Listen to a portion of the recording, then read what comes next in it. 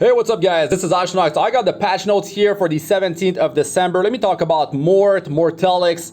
Should you be pulling for him? I will be pulling for him on my third account on the Europe server. It's the right account for that type of hero. So we got the Epic Pass here, Snowflake Festival. It's definitely worth getting the Epic Pass. You get a lot of value out of it. Are you going to get the Elena skin? I don't think I will. You know, I have her on my second account. I didn't showcase her yet, so I might work on that after doing the showcase of Mortalix. So yeah, now for this hero, Mort, the thing you need to understand is that, like, should you be pulling for him? The thing is that there's going to be a Tenebria hero that's coming up, and the announcement should happen before Mort's banner actually ends, right? Because Mort's a new hero, so his banner is going to be up for 2 weeks. So expect, you know, a live stream, an official live stream from the Epic 7 team about, you know, the reveal of that new hero, right? This limited Tenebria. The word on the street is that it's going to be like limited Tenebria. So save your bookmarks is definitely the smart, you know, choice, unless you have like 1,000 Covenant bookmarks, you know. So she's probably going to be a limited hero, and then there's going to be a rerun of DN. So that's another limited hero. If you don't have her, if you want her, you definitely should be saving your Covenant bookmark. So Mort, yeah, I mean, later down the line you might be able to pull him. You know, he's an RGB hero. I talked about him already, but yeah, I mean, just letting you guys know that there is going to be a limited hero. I'm fairly certain. I mean, I'm like 99% sure. So definitely wait like at least like 1 week, and they will do like a live stream, or they're gonna do like a YouTube video of that new hero. So it's definitely better to wait. But I will be showcasing this hero. You know, if that's the right hero for you, if you feel like he's gonna be helping you out, you know, in your roster, if that's your sort of play style, then by all means, you know, pull for Mort. At least, like, you know, wait up for the showcase to actually get a better idea about this hero. So Earth, Thief, Gemini, Star Sign. This hero seems, you know, pretty good, but he fits like a particular play style, right? So his skill number 3 attacks everyone, inflicts injury. So basically you are destroying their maximum health, and you can only destroy up to 15% of the target's maximum health, and it's based on the damage dealt. So you need to deal 15% of their health in damage to actually destroy up to 15% of their maximum health. So if you're attacking a team that is very tanky, of course, the thing is, if they have a barrier, right, then I don't think you're actually destroying their max health, because you actually need to deal damage to their health pool. Like, you know what I mean? Like, if he opens up against the enemy team and they have barrier, let us know in the comment section if I'm wrong in that department. But it does make sense that you actually need to, you know, take out some of the health. Because that would be actually pretty powerful if that works like that. Like, you're dealing damage to the barrier, and then you're destroying max health. So you're actually sort of like doing 2 things at once. You're doing like double the damage. I don't think it works like that, guys. So you have to worry about that thing. And then, so that's why I need to showcase this hero. We need to test that out. And then he becomes enraged for 2 turns, and that, you know, activate his passive, his skill 2 effect. And the damage, you know, the damage dealt is based on the caster's max health, and also like it's going to be based off of his attack as well a bit. And then this recovers his health, and it's based on his max health, not based on the damage dealt, right? So yeah, it's definitely an interesting skill. The cooldown is 5 turn, 4 turn after skill up. Soul burn 10 souls, more damage dealt to you know, increase the chance of you dealing, you know, 15% of their maximum health in damage. So you can actually use this this injury mechanism, right? So the passive is actually quite powerful. It's actually really, really powerful. This enables a few things here. You got immunity for stun and sleep, so that's cool.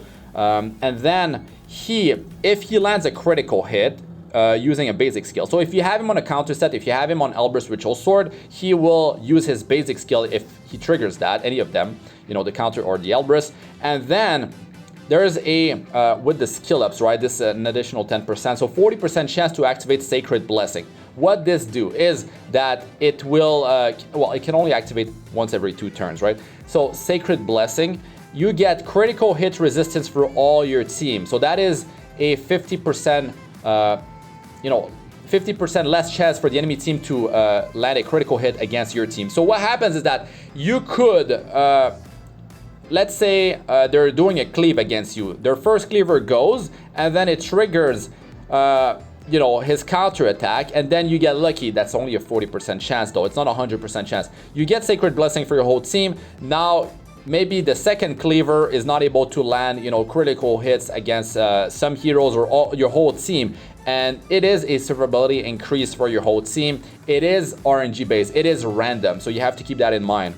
And then he gets speed buff for 2 turns. So the 4-turn cooldown here for the skill number 3, the speed buff on himself will allow him to cycle pretty fast. So that is good. And he's going to be able to destroy the team's maximum health faster because of that. And then skill 1 pierces the enemy. So this thing has a 40% chance to decrease defense for 2 turns. But after skill ups, it's 50% chance. So it's good. But the greatest thing about this thing is that when he is enraged, right, because of skill number 3, this ignores effect resistance. So that means you don't need to build, effectiveness, or like you can build some on him, but you don't have to go too crazy. And then you can land defense break like on support heroes with high effect resistance. So that is pretty cool later on in the battle if you're able to pull that off. A defense break against a key hero, a tanky hero is, I mean, it's going to be very easy to take out this hero afterwards. So that's really nice. It's actually quite powerful, and the damage dealt is increased proportional to the caster's max health. So yeah, I mean, it's an interesting hero. I just don't feel like you're going to be able to use this hero in multiple situations. First, he's earth, so he can be countered by fire. That's already, of course, a big weakness. And then he is very niche. And then you need to make sure that you actually deal enough damage to destroy their maximum health based on, up to 15%. And then what about that thing about barriers, right? If they still have barrier, then yeah, maybe you can't even destroy their max health. Yeah, so if you do have the injury set, right, from Caides' hunt, and you know about how it works, if they still have barrier, I guess you cannot destroy their max health. But if you know the answer, let us know in the comment section. Of course, I will be testing this hero, and I will be showcasing this hero. And yeah, unfortunately, the soul burn is not like 100% chance to land the defense break. So here, you do have the ignore effect resistance, but you're on a timer, right? You don't have enrage forever, so you have to worry about that. So chance there to land the defense break, and of course if you have Elbrus, if you have counter set, there's more chances of him landing the defense break, so that's pretty cool. And it can be happening if he's built slow, on the slower side, he still can do it, before he loses the enrage. So yeah, I do like the immunity for stun and sleep, will allow him to do some pretty crazy stuff versus control teams.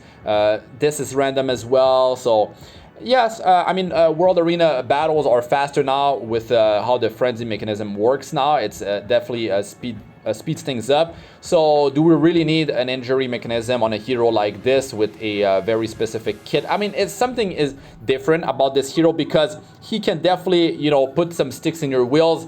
And if you attack him and he's on defense for Arena, just like if he's against you, right, it's in the back of your mind. Like, is he gonna trigger that Elbrus, that counter, and then get that Sacred Blessing on their team? And then, like, is that gonna mess up my whole burst damage and I'm not gonna be able to pull through with that? Like he could be with 3 super tanky heroes and he doesn't have to deal that much damage, right? You just need to hit like that 15%. It's gonna be easy versus like squishy teams, but tankier teams is gonna be a different story. But I don't think it's gonna be that hard to get that 15%.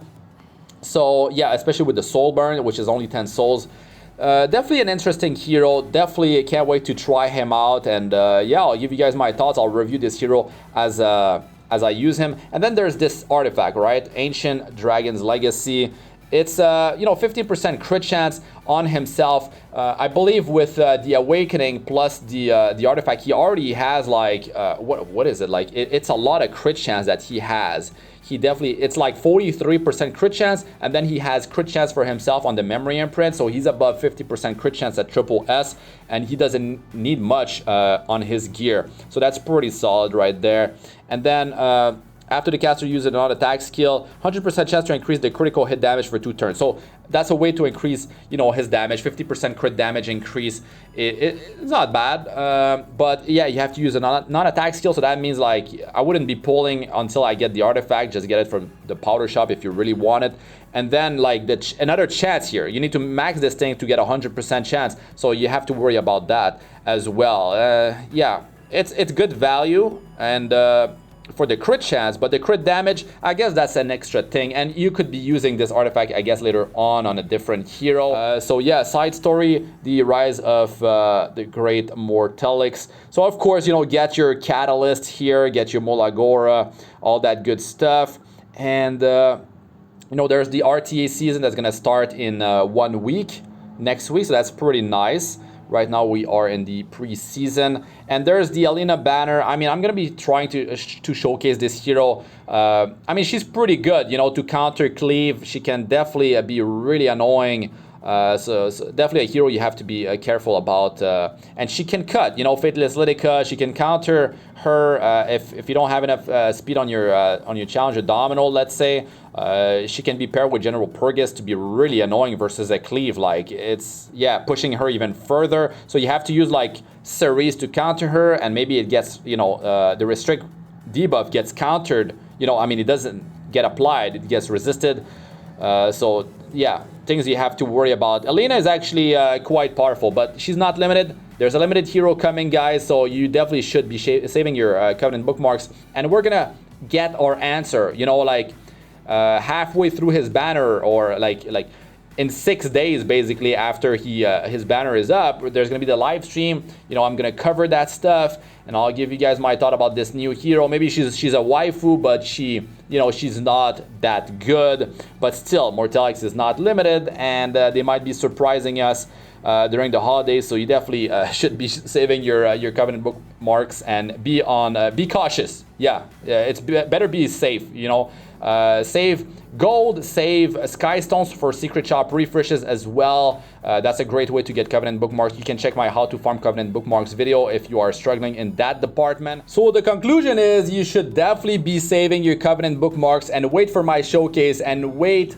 you know, 6 days for the live stream coming up. And there's definitely going to be one, and they're going to announce, you know, that new limited Tenebria, or they're at least going to be like an official YouTube video from the Epic 7 channel about that hero. So yeah, I'll give you guys my thoughts about this new hero, and yeah, stay tuned for the showcases as always. And yeah, if you enjoyed the video, don't forget to smash that like. If you loved it, consider subscribing to the channel. I'm Astranox. Good luck with all you do. Peace out for now.